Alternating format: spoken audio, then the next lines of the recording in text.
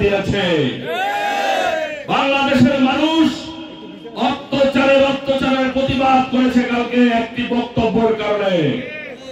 কোন স্বৈরাচার পালিয়ে গেলে কোনদিন ব্যাক করতে পারে না।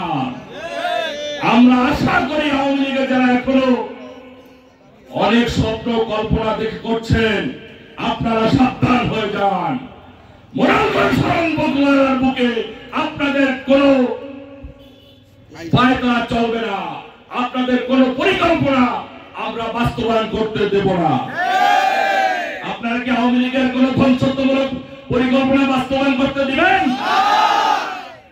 আপনারা যদি কোন পরিকল্পনা বাস্তবায়ন করতে চান, এই বাংলাদেশের মানুষ তথা জাতীয়তাবাদী দল এবং তার কর্মীরা মোরালগঞ্জ শরণ খোলায় দাঁত ভাঙা জবাব দেবে ইনশাআল্লাহ।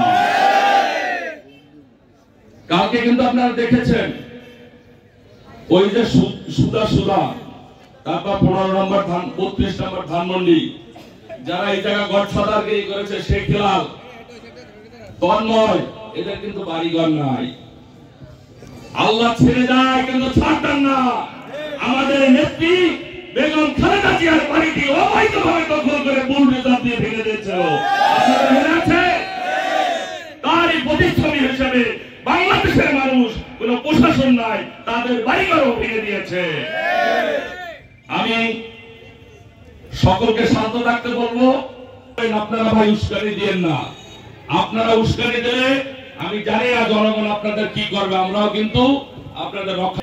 আজকে যারা এখানে কষ্ট করে এসেছেন, আমি আমার অন্তরস্থল থেকে সকলকে মোবারকবাদ জানাই এবং আমার মা দেশনেত্রী বেগম খালেদা জিয়ার জন্য সকলের কাছে দোয়া চাই এবং ভারপ্রাপ্ত চেয়ারম্যান জনাব তারেক রহমান সাহেব দেশে আসার পরে ইনশাআল্লাহ একটি ভালো নির্বাচন হবে, কোন ষড়যন্ত্র চলবে না, এই প্রত্যাশা রেখে